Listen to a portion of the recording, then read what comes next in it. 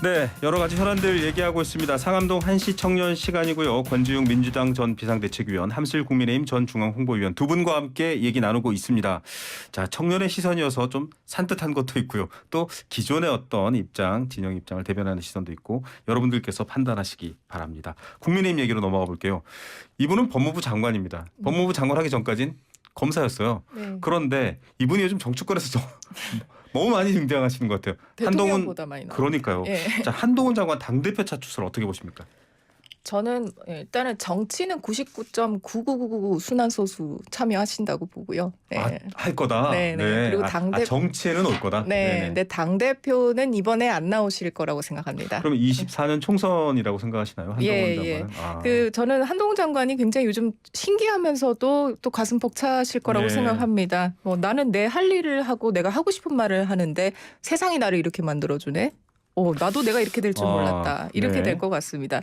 과거에 저는 김건희 여사 통화 내용 녹취에서 네. 우리가 이렇게 될 줄 몰랐다라고 얘기했던 거 기억나시죠?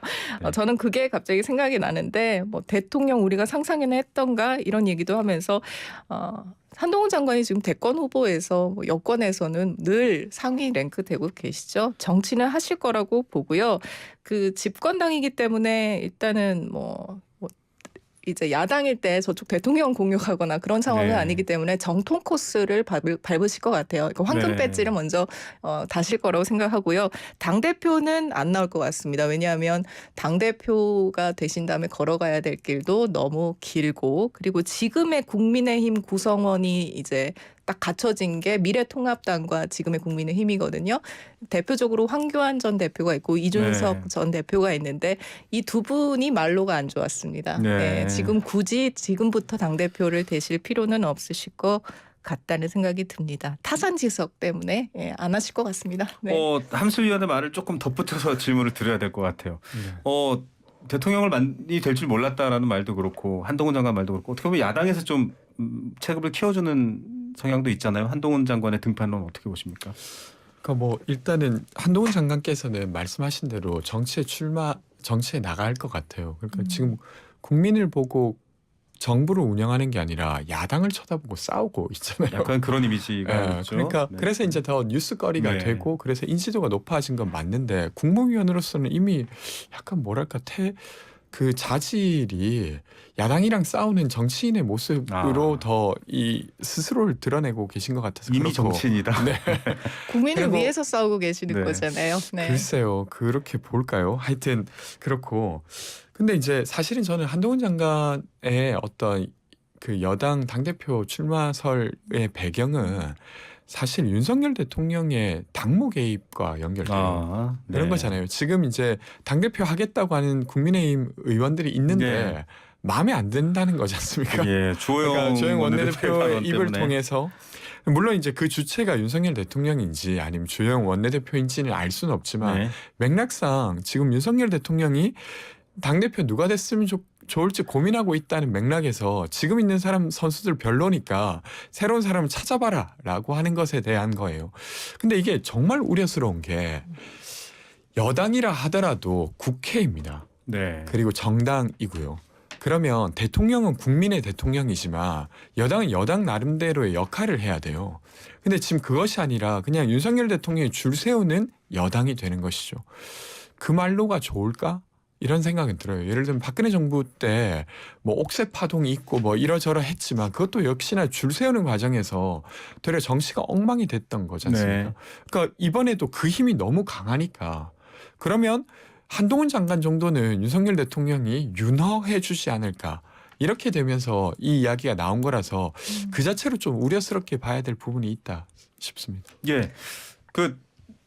때 나왔던 질문의 핵심이기도 할 텐데요. 네. 수도권 MZ세대 공천 휘둘리지 네. 말아야 된다. 네. 아주 원론적인 얘기 아닙니까? 근데 그 얘기를 했을 때 저게 누굴 향한 말이지? 또 주호영 원내대표가 누구를 네. 생각하고 한 말이지? 당연히 그걸 상상할 수밖에 없죠. 여기서 뭐 이준석 대표도 나오기도 하고 네. 또 한동훈 장관도 나오기도 하고 이게 사실은 전혀 상관없는 분들이 이거 내 얘기야 하기도 합니다. 주호영 대표가 대통령을 관저에서 만나고 나온 말이기 때문에 지금 네. 당무 개입 얘기도 하시는 건데. 너무 원론적인 얘기를 한 겁니다. 네. 뭐 물 좋고 공기 좋은데 살아야 된다라는 그런 네. 얘기에서 그게 꼭 나를 위한 거다라고 생각할 필요는 없을 것 같고요. 예. 주호영 원내대표 하신 얘기에 저는 특별히 큰 의미 두지 않습니다. 네. 저희가 현직 의원들이나 전직 의원들 여야를 모셔서 이제 또 얘기도 나누는데요. 이 수도권 MZ 세대 당권의 공천권 휘둘리지 않는 것 공이 이준석 대표를 또 꼽았습니다. 어떻게 보세요? 뭐 어느 정도 또 신빙성이 있는 말이죠. 네. 뭐 가능한 다 이거 내 얘기다라고 끌어붙일 수가 있는 거고요. 이분 말고도 전혀 여기에 해당하지 않는 분 같은데 네네. 이거 나보고 하는 얘기다. 이런 얘기 스스로 하시는 분들 있으시거든요. 그러세요? 함슬 위원은 어떤 분? 이건 뭐 아직 결과를 모르는 거니까요. 예, 예. 여기 또 괜히 또 누구 이름 얘기하면 저거 또 줄 서네 이러실까봐. 저는 뭐 한동훈 장관 뭐 안 나오시겠지만 네. 뭐 굉장히 부합하는 인물이라 생각하고 네. 그분 나오신다면 뭐 흥행은 엄청나게 될 것 네. 같습니다. 네.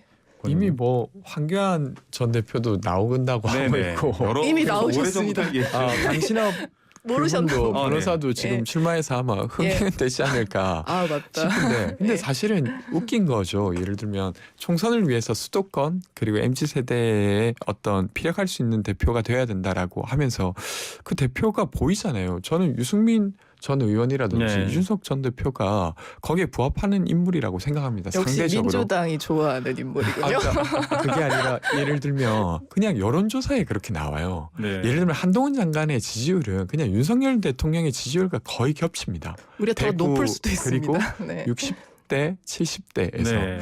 근데 그것을 그러니까 그러니까 지금 여당이 채우지 못하는 곳을 보완할 수 있는 것은 눈에 보이는 사람들이 있는데 근데 딜레마가 있는 것이죠. 왜냐하면 그 사람들은 윤석열 대통령이 싫어하거든요. 네. 그러니까 이게 정말로 당을 위해서 그 고민을 하는 것이 아니라 윤심이 어디에 있는가 최소한 윤심이 저 사람을 싫어한다는 것을 고려해야 하기 때문에 이것이 꼬이는 것이라고 저는 생각합니다. 유승민 전 의원 출마와 관련해서는 지금 뭐 전대 룰 개정까지 얘기가 좀 민감한 상황이거든요. 함슬 의원은 어떻게 보십니까?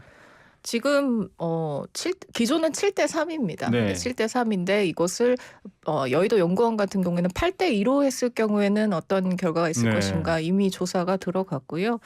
저는 9대 1?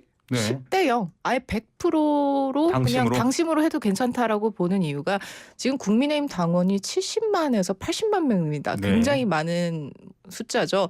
근데 예전 같은 경우에는 뭐 전당대회라고 막 운동장에 모아놓고 일부만 참석해서 일부만 투표하고 이랬었는데 지금은 모바일 투표입니다. 이 수많은 인원들이 상당한 숫자가 직접 모바일로 투표를 하고 또 매번 전당대회가 있을 때마다 투표율은 최고를 경신하기도 하거든요. 네, 그렇기 때문에 저는 뭐 이렇게 높은 투표율과 이렇게 많은 사람들이 참여할 수 있는 선거라면 저는 100% 당심으로 해도 된다라고 생각을 하고요. 네. 그러면 당심이면은 또 막 너무 또 우파에 치우쳐져 있는 사람이 될 것 같지 않냐라는 질문에 대해서는 지난 제1차 전당대회에서 이준석 대표 대구 경북 득표율 굉장히 높았습니다.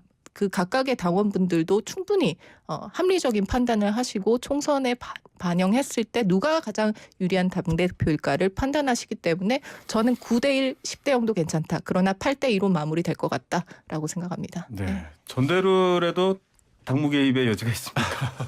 저는 뭐 상대당이긴 하지만 그러니까 사실은 정당을 강화하기 위해서는 당원들의 의사를 반영하는 비율이 더 높아지는 게 저는 네. 바람직하다고 생각합니다. 근데 지금 국민의힘이 놓여진 상황을 보면 그러니까 본인들의 지지자들의 지지를 넘어서지 못하고 있어요. 그런 상태에서는 사실은 당원이 아닌 어떤 보통 사람들의 민심. 그 어떤 지지를 반영해서 당대표를 뽑을 필요도 있는 것이죠. 근데 그것과 전혀 상관없이 저는 이 맥락도 유승민 전 의원을 견제하기 위한 어떤 룰 네. 조정이라고밖에 잘 안 보여요. 왜냐하면 아까 방금 말씀드린 대로 국민의힘이 지금 지지가 그렇게 높지 않은 상태, 특히나 윤석열 대통령의 지지가 높지 않은 상태에서 민심 반영을 하면서 하는 것이 적절해 보이는데 지금 유승민 대표의 말에 의하면 룰까지 바꿔가면서 네. 그러니까 골대까지 옮겨가면서 축구를 하자고 하니 그런 모습이 뭐 적절해 보이지는 않습니다. 이게 사실은 민심 당심 룰이 7대3 이렇게 확대됐을 때 이제 이준석 대표가 등장을 했기 때문에 거기에 대한 또 나름의 여러 가지 분석도 있을 것 같습니다. 시간이 얼마 없는데요. 저희가 좀 질문 순서를 바꿔서 윤석열 대통령이 15일에 국민과의 대화 형식으로 국정과제 점검 회의입니다. 여기서 이제 국민이 질문하고 대통령과 장관이 답변한다 이런 형식입니다. 이런 형식은 지난 정부에서 많이 했었는데 네. 자, 두 분 그 자리에 초청 전 받으실 거라고 확신을 합니다만 어떻게 될지 모르죠. 자, 그 자리에 계신다면 네. 질문하시고 싶은 것 한 가지씩인데 너무 중요하면 제가 하나 더 드릴 수 있도록 하겠습니다. 어떤 거 물어보시겠습니까? 일단은 저는 질문의 대상은 대통령께 네, 대통령께. 하겠습니다. 왜냐하면 네. 그래야 카메라에 많이 네. 잡히거든요. 대통령께 질문을 하고 싶습니다. 뭐 어떻게 보면 조금 추상적인 질문이 네. 될 수는 있겠지만 제가 예전에 기억에 났던 질문 중에 하나가 그 어떤 대통령으로 남고 싶으십니까라는 네. 질문에서 네. 문재인 전 대통령이 잊혀지는 대통령이고 네. 싶다라는 말씀을 하셨어요. 윤석열 대통령께도 똑같이 묻고 싶습니다. 지금 앞으로 뭐 이제 많이 활동 네네. 많이 하셔야 되는데 어떤 대통령으로 남고 싶습니까? 예, 여쭤보고 싶습니다. 뭔가 뼈가 있어 보이기도 하고요. 네, 권 의원님. 저는 왜 설득하지 않냐고 질문할 것 같아요. 네. 예를 들면 MBC에 일하는 사람들도 국민이잖아요. 네. 그리고 화물 기사분들도 국민입니다.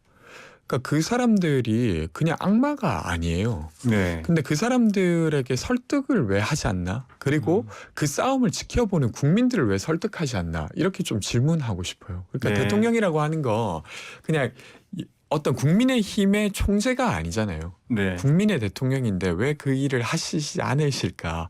그렇게 하면 훨씬 더 멋진 대통령이 될 것 같은데 라는 질문을 드릴 것 같습니다. 예, 두 분의 말을 이렇게 답하시면 멋있을 것 같아요. 국민을 잘 설득한 대통령으로 기억에 남고 싶습니다라고 하면. 예. 자, 요 질문도 사실 길어질 것 같아서 여쭤봤는데 아주 간단하게 주셨는데요. 끝으로 지금 예산안과 장관 회의만 등이 엮여 있습니다. 국정조사까지. 네. 어제 이태원 유족 한 분이 자유로에서 극단적인 선택을 하려다가 다행히 구조가 됐습니다. 아이고. 이게 지금 뭔가 우선순위를 놓고도 말이 많은데 한 가지만 여쭤보겠습니다. 시간이 없으니까. 이상민 장관 회의만 오늘 중에 처리될 가능성이 높은데 어떻게 보십니까? 일단 회의만은 처리될 거라고 생각하고요. 왜냐하면 어쨌건 야당의 그 의원 수가 많기 때문에. 근데 저는 이게 회의만 처리로 끝날 게 아니라 대통령이 결단하셔야 된다고 생각합니다. 네. 진짜 엄청난 비극이 이루어졌는데 정치적으로 아무도 책임이 없는 것처럼 보여져요. 네. 그래서 저는 대통령이 너무 이걸 끌 것이 아니라 최소한 유가족에 대한 어떤 예의를 지키셨으면 좋겠습니다. 대통령과 여당이 사실 이상민 장관 해임하거나 내보내지 않을 거라는 의식 때문에 민주당은 해임 건의안 또 탄핵까지 보고 있다. 어제 이수진 의원 얘기거든요. 그 자리가 참 무엇인지 그 누구도 뭐 책임지거나 물러나고 있지 않네요. 뭐 용산 경찰서장도 마찬가지입니다. 영장조차 기각이 됐죠. 원내에서 가반 이상 169명을 가진 민주당이 단독으로 처리할 수 있는 문제이기 때문에 저도 오늘 안에 처리될 거라고 봅니다. 예. 네. 자, 책임지는 것에 대해서는 또 청년 세대가 바라보는 이태원 참사에 대한 시선이 다르기 때문에 큰 의견이 없어 보이는데요. 예산안 얘기도 딱 하나만 짚고 가겠습니다. 자, 초부자 감세 철회, 이를테면 법인세율 이명박 박근혜 정부에서는 22%, 최고 세율이 또 노무현 문재인 정부에서는 25%입니다. 요거 포함해서 예산안은 어떻게 바라보고 있는지 좀 짧게 한마디씩 부탁드릴게요. 그러니까 지금의 시대는 그러니까 양극화가 더 심화되고 있는 상태예요. 그리고 최근에 나온 금융복지조사를 보더라도 자산의 진위 계수가 더 높아졌죠. 네. 격차가. 그런데 그런 상태에서 부자들의 감세를 해야 된다라고 주장하는 것은 저는 여당이 너무 한쪽 측면의 국민만 바라보고 있는 것이라고 생각합니다. 양극화가 더 심해지고 있는데 감세라니. 뭐 법인세 감세는 이재명 대표의 공약이기도 했습니다. 네. 뭐 집 한 채, 건물 한 채 있으면 초부자로 규정돼서 오히려 또 세금 폭탄 맞게 되고 이런 시대는 이제 조금 수정돼야 된다고 보고요. 줄여지는 것 저는 충분히 필요하다고 생각합니다. 예. 자, 종부세 관련해서는 뭐 여야가 어느 정도 합을 맞췄는데요. 이 법인세 관련해서는 팽팽합니다. 어떻게 또 결정될지를 봐야 되겠고 청년 세대가 또 어떻게 보면 세금의 영향을 많이 받잖아요. 앞으로 공적인 그렇죠. 지원이 이전 세대보다 달라졌기 때문에 두 분이 조금 현명한 얘기들, 많은 아이디어들 제시해 주셨으면 좋겠습니다. 오늘 순서는 여기까지 듣도록 하겠습니다. 감사합니다. 감사합니다. 네, 지금까지 권지웅 전 민주당 비상대책위원, 함슬 국민의힘 전 중앙홍보위원과 함께했습니다.